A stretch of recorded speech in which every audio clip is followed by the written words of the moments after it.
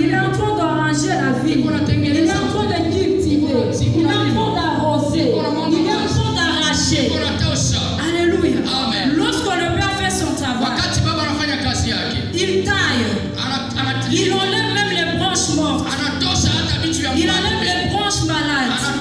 Il soigne l'arbre. Il arrose même l'arbre. Je voudrais dire à quelqu'un, nous sommes attachés à Jésus. Et c'est à Dieu de faire ses travail. Et lorsque Dieu, c'est ça dans l'obligation, de tailler la plante, c'est sûr que ça fait mal. Mais on reste attaché à la vie. Alléluia. Le vigneron, pas seulement le cultivateur, pas seulement il arrose, pas seulement il soigne, mais aussi il coupe. Il y a des moments où il va couper. Il coupe des branches comme mortes. Il coupe ce qui n'est pas nécessaire pour l'arbre. Et c'est à ce moment-là qu'on se sent humilié. Des corrections, des choses qu'on nous enlève dans la vie. Et on se sent dépourvu. Alléluia. Mais on reste attaché à la vie. Parce que si on te détache de la vie, ta vie est finie. Alors, lorsque nous sommes attachés à la vie, Dieu, en tant que cultivateur, il est obligé de faire le soin. Alors que ça ne t'étonne pas. Dès lors que tu es attaché à Jésus, quand tu vois ta vie commencer à... Comment je vais dire? Il y a des choses qui commenceront à quitter ta vie. Il y a des amis qui commenceront à partir. Alléluia. Amen. Tu vas voir qu'il y a vraiment des grandes choses qui commencent à changer. Parce que le Père, il est en train de faire son travail. Parce que le Père, il est en train d'enlever ce qui n'est pas nécessaire. Sans Jésus, nous ne pouvons rien faire. Il dit, sans moi, vous ne pouvez rien faire. Et nous reconnaissons que sans Jésus, en tant que des branches, sans la tige, on ne peut rien faire. Parce qu'en botanique, on nous dit, ce sont les racines qui nourrissent la plante. Et si nous voyons bien, après les racines, il y a la tige et il y a maintenant des branches. On ne peut rien faire sans Jésus. Dès lors que nous nous détachons de Jésus, notre vie devient un chèque.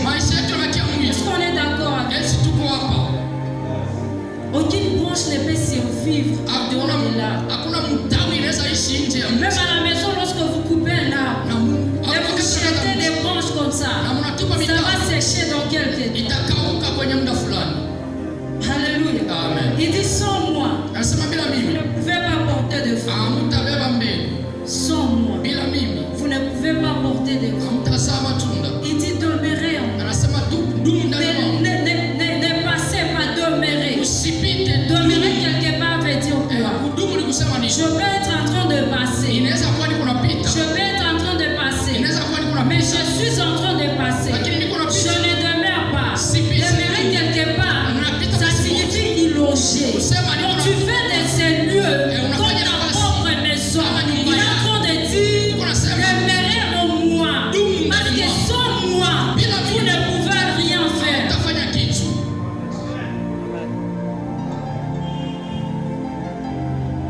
Alléluia. Amen. Et nous, en tant qu'enfants de Dieu, on veut quand même porter des fruits sans demeurer en Jésus. On veut forcer. Ce que les gens appellent effort perso. Je vais passer par ici. Il dit sans moi, vous ne pouvez rien faire. Ne dis pas sans l'argent. Ne dis pas sans des maisons. Ne dis pas sans des relations. Il dit sans moi, Jésus, vous ne pouvez rien faire. Mais malheureusement, on est en train de mettre notre force dans des relations, dans l'argent. Mais Jésus dit à quelqu'un ce soir, sans moi, tu ne peux rien faire. Alors lorsque le Père prend soin de la vie, il peut couper. C'est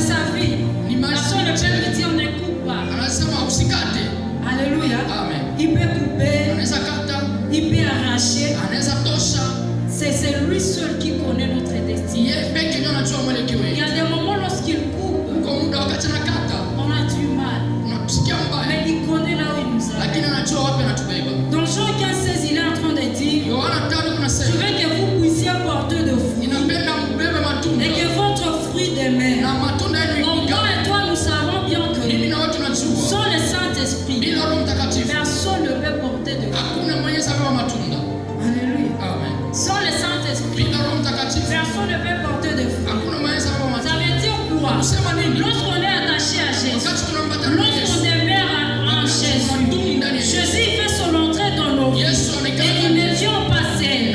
Vu qu'il est la vigne, il vient avec les pères. Parce que le père sera obligé de faire quelque chose pour nous. Il vient avec le Saint-Esprit. Et quand on s'abrite en Jésus, on a le Saint-Esprit à nous. Maintenant, on commence à porter des fruits.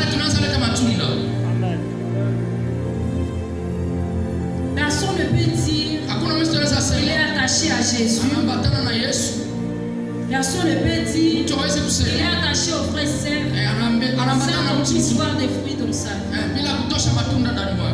Non, c'est faux. Lorsqu'on demeure, on porte des fruits. Lorsque le Saint-Esprit est là, on manifeste des fruits. Alléluia. Et on ne peut jamais manifester un don avant de manifester un fruit. On ne peut pas manifester un don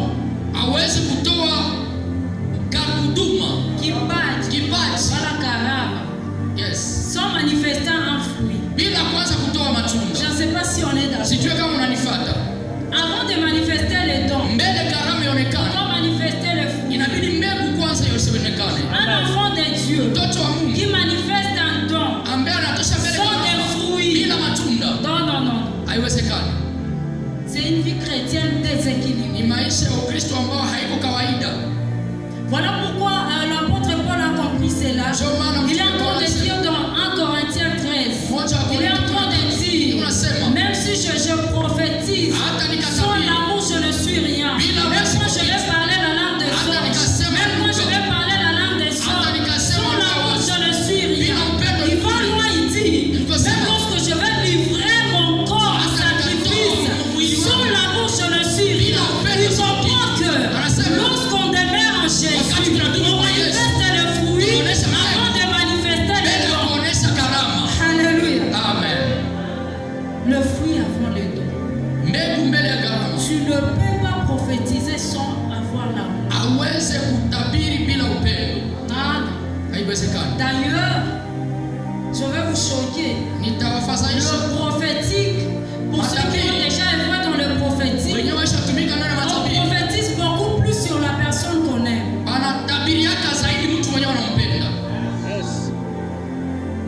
Si tu vois quelqu'un rêver beaucoup plus de toi, c'est que cette personne t'aime. Alléluia. Amen. Parce que de nature, en tant qu'enfant de Dieu, on doit porter de fruits avant d'exercer les dons. Si tu viens, tu prophétises, tu n'as pas l'amour, tu ne manifestes pas de fruits, tu n'as même pas la compassion, on doit douter de ça. C'est que tu es attaché à une très mauvaise tige. Le fruit doit venir avant. L'apôtre Paul dit, même si je donne mon corps, j'ai dit brûlez-moi pour que ces gens aient la vie. Si je n'ai pas l'amour, c'est rien. Même si je commence à parler des larmes ici, des larmes de feu, le feu commence à descendre en Seigneur. Si je ne manifeste pas l'amour, il n'y aura rien. Alléluia. Quelqu'un qui vient avec des dons sans le fruit, parce que normalement, lorsqu'on vient en Jésus, il y a des fruits qui se manifestent naturellement. On ne force pas de fruits. Lorsque tu es attaché à Jésus, naturellement tu dois aimer. Naturellement tu dois avoir la bienveillance. Naturellement tu dois avoir la compassion. Ça ne se force pas. Ça ne se force pas. Dans la vie chrétienne, tu ne peux pas dire Seigneur, donne-moi à aimer. Ça vient naturellement. Parce que Jésus, il est amour. Et comme je l'ai reçu, et je suis attaché à lui, je dois avoir l'amour. Amen.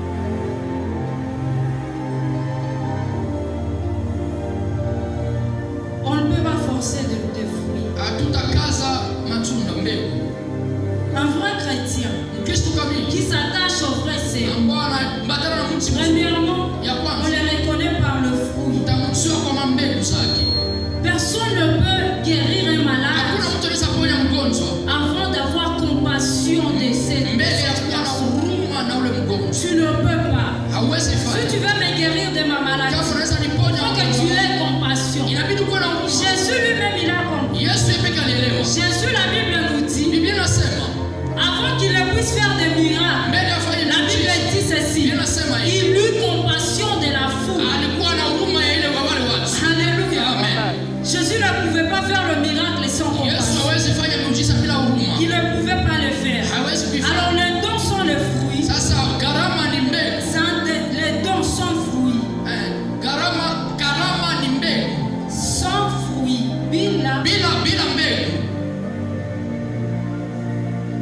C'est un déséquilibre dans la vie chrétienne. Alléluia. Amen. Et aujourd'hui, nous avons beaucoup de gens à l'église déséquilibrés. Déséquilibrés. Prédicateur mais impoli. Prophète, il n'a pas l'amour pour l'œuvre de Dieu. Il opère le miracle, mais il n'a pas compassion. Alléluia. Amen. On est en train de voir beaucoup plus les dons que le fruit. Qu'est-ce qui se passe? On est attaché à la très mauvaise vie.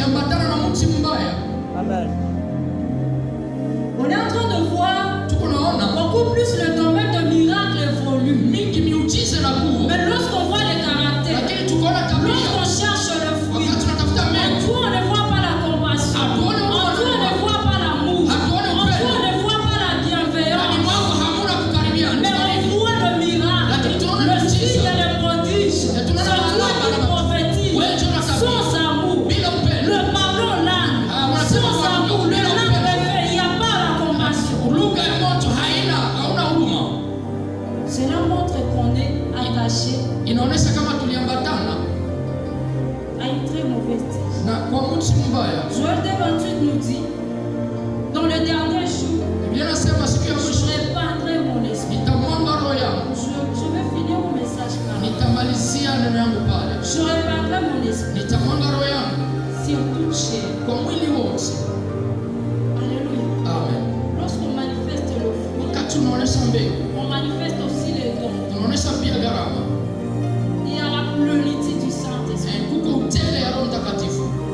Lorsque tu as fini avec Jésus, tu as manifesté le fruit parce que tu es attaché à lui. Il y a maintenant le Saint-Esprit qui est répandu sur nous et nous donne à manifester les dons. La Bible est en train de dire, dans les derniers jours, je répandrai mon esprit sur toute chair. J'aimerais le dire ce soir, le Saint-Esprit ne fait pas exception d'âge. Il n'y a pas une tranche d'âge pour que le Saint-Esprit se répande. Il est en train de dire, je vais répandre mon esprit sur toute chair. Vos fils et vos filles. Est-ce qu'on peut lire ces passages? Quelqu'un qui a sa Bible peut lire ces passages. Là où tu lis ces passages, j'aimerais qu'on lise ça, qu'on aille lentement.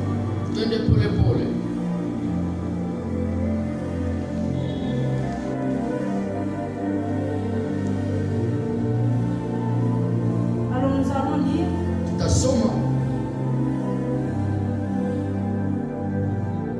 Joël 2:28, la Bible dit.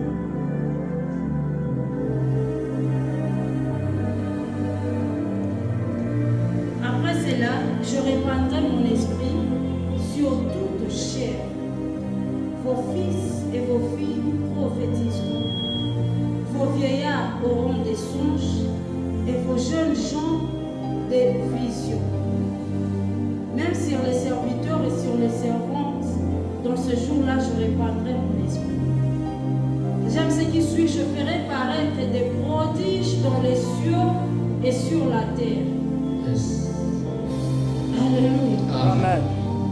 Après qu'on ait des fruits, on commence maintenant à manifester les dons. Et la Bible nous ramène ici. Et quand il est en train de dire je répandrai mon esprit, répandre signifie quoi? Répandre signifie épancher. Répandre signifie verser. Oh là là, soyez ici. Épandre, voilà. Épandre signifie verser. Épandre signifie laisser tomber. Yes. Épandre signifie laisser tomber en liquide.